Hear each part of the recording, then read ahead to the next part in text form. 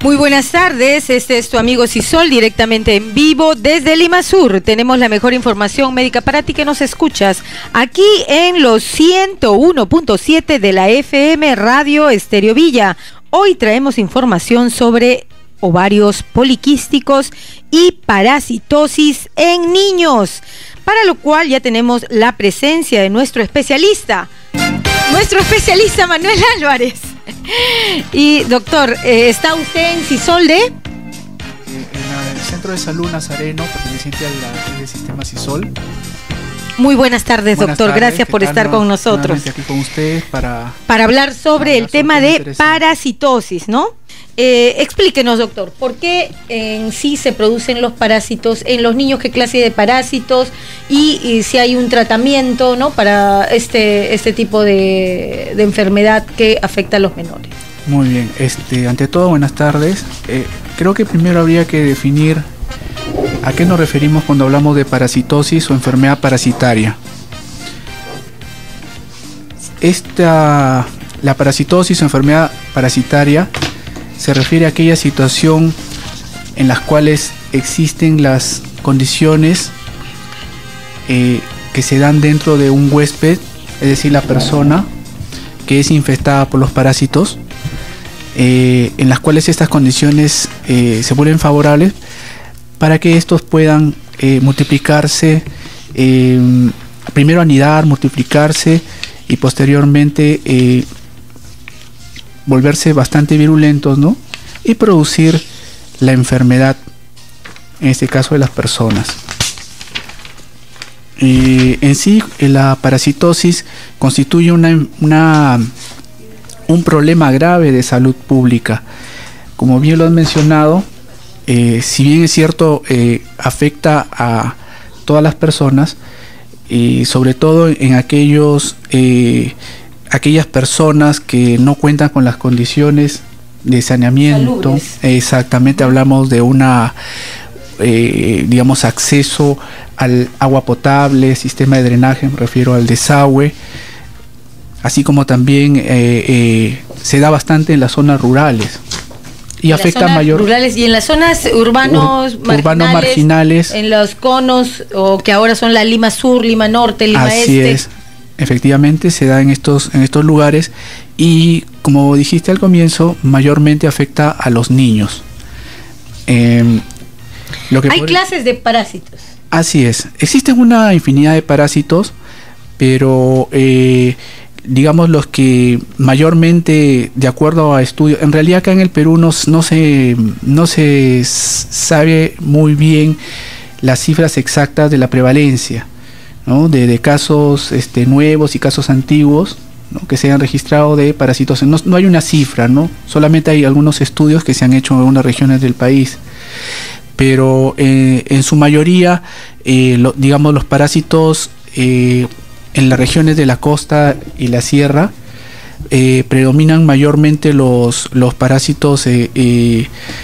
Por ejemplo, tenemos el Blastocystis hominis, ¿no?, como un parásito muy común, los oxiuros, que son los que mayormente se manifiestan y que producen una serie de síntomas característicos en los pacientes. Entonces lo más comunes son los oxiuros y lo que usted comentaba, pero en la parte rural.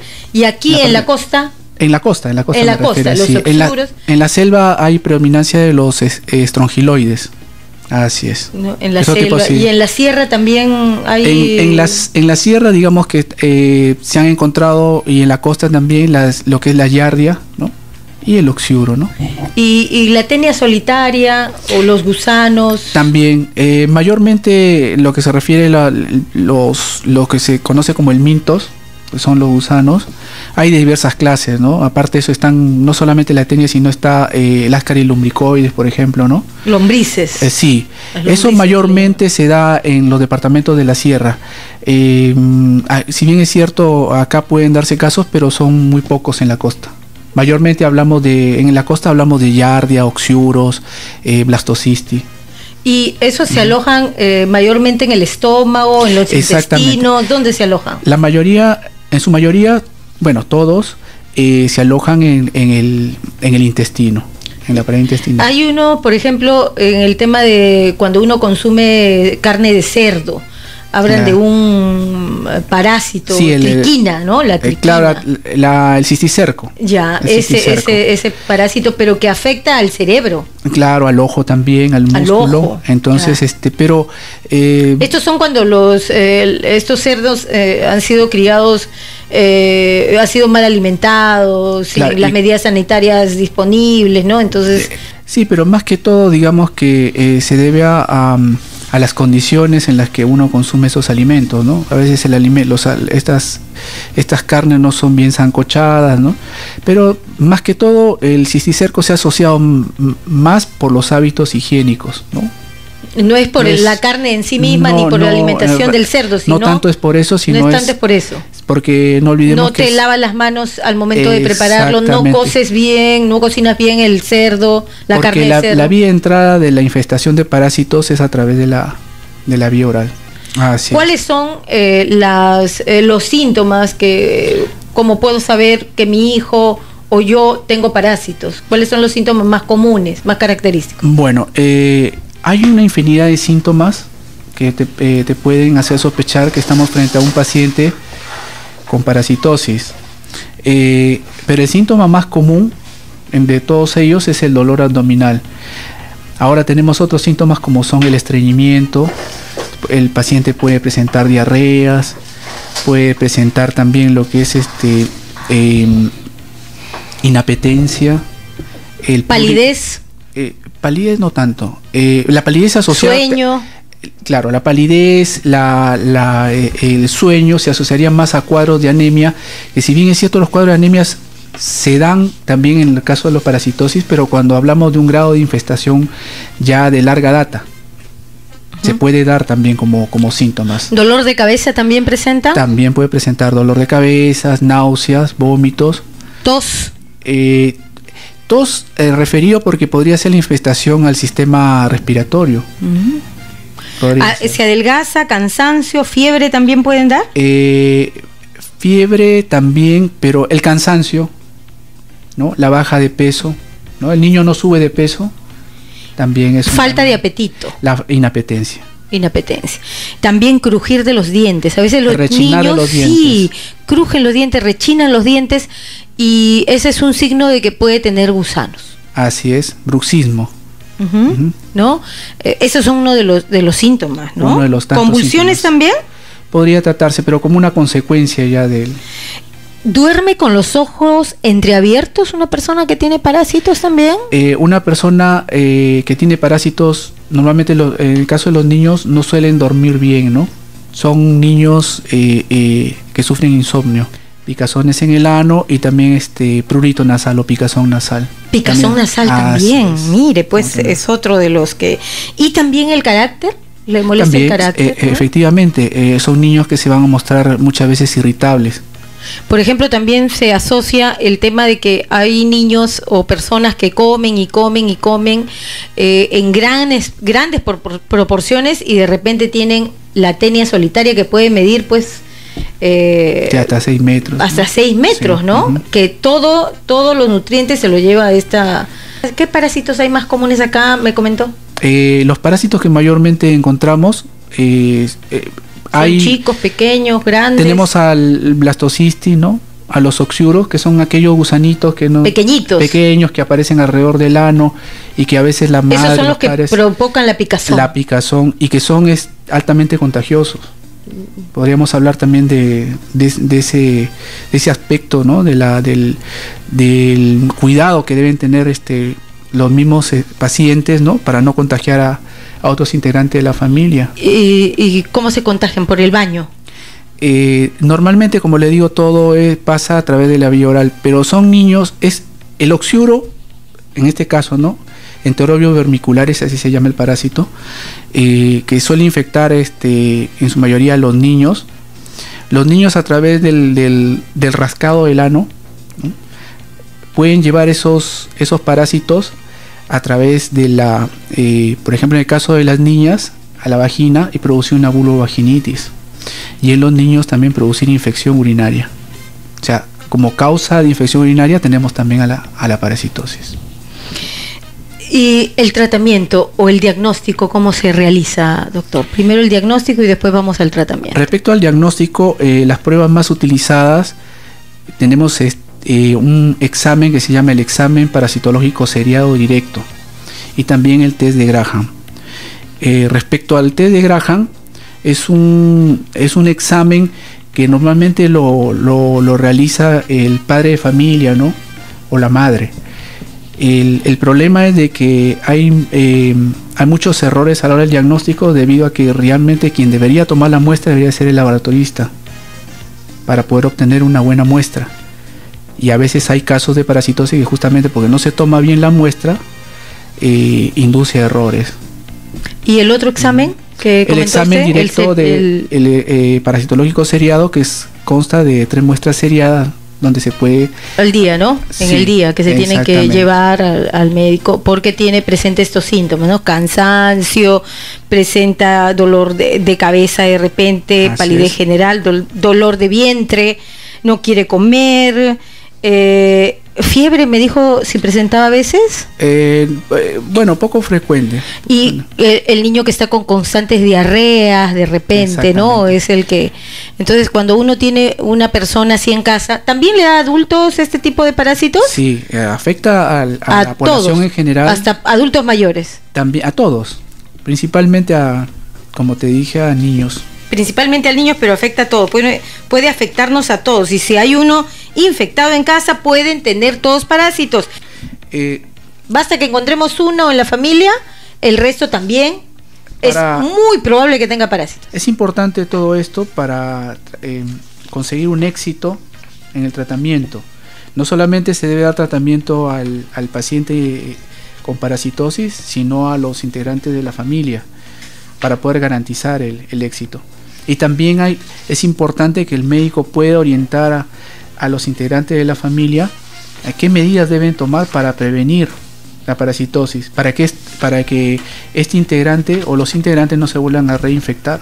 Usted me estaba diciendo que también podemos convivir con parásitos, hay unos parásitos que pueden convivir con el ser humano. Así es, existen en su mayoría parásitos que no son patógenos, es decir, que no producen la enfermedad parasitaria. Por ejemplo, en el Tabnoreva coli, Endolimax nana, entre ellos, ¿no? Y no presentan síntomas, no nos hacen daño, pero podemos vivir con... Sí, podemos convivir.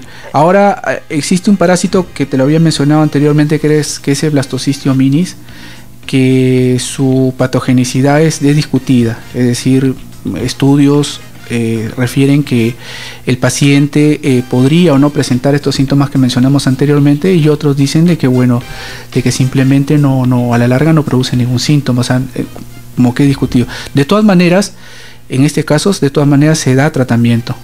Y nuestras mascotas, por ejemplo, que tienen parásitos y que nosotros tenemos mascotas en casa y que no los desparasitamos anualmente, que debe hacerse. ¿Esos parásitos pueden contagiarse al ser humano?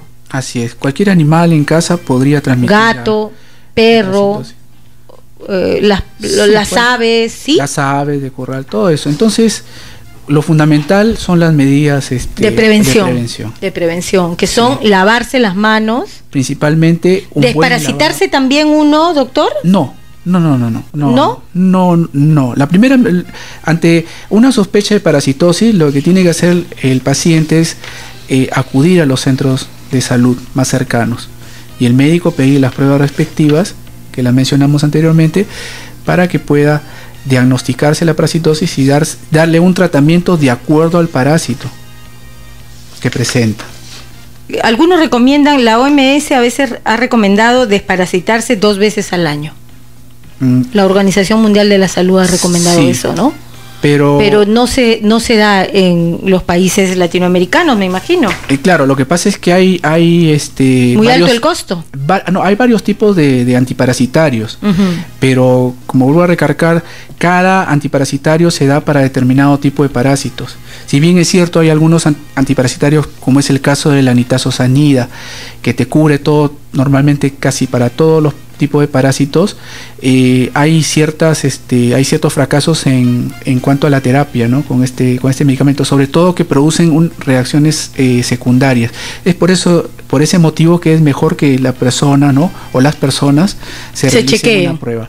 Se chequeen anualmente. Exactamente. Examen de orina, examen de heces, que es donde vamos a encontrar si tenemos parásitos. Exactamente. Un indicio de que uno puede tener parásitos es la anemia, ¿no?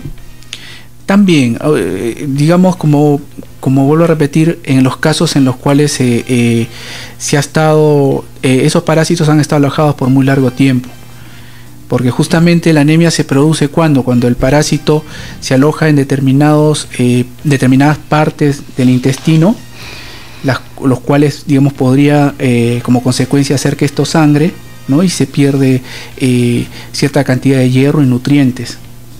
También los parásitos pueden producir infecciones urinarias. Así es. Los parásitos podrían producir infecciones urinarias. Uno, por ejemplo, los parásitos que producen infección urinaria, vuelvo a recalcar, es el oxiuro o Enterobius vermicularis. Y el tratamiento, como estaba diciendo usted, hay que ir al médico general, ¿no? Médico general o gastroenterólogo, ¿no? Para hacerse un chequeo, hacer el examen de ese. Y el tratamiento es simple. ¿Se cura el parásito? ¿En cuánto tiempo uno puede ya estar sano completamente?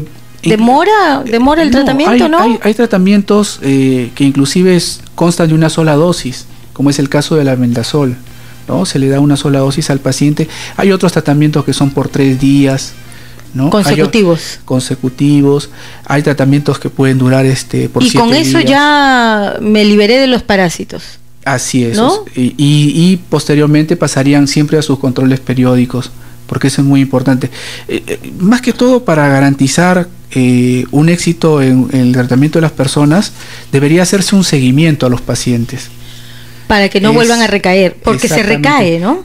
Claro, se puede recaer por muchos factores. Confluyen muchos factores que no solamente tienen que ver con la prescripción médica, sino también con aquellos factores que se refieren a la adherencia al tratamiento, en este caso médico. ¿Y existen métodos naturales para la eliminación de los parásitos, doctor? Existen, digamos que la medicina occidental lo que recomienda es siempre el uso de antiparasitarios.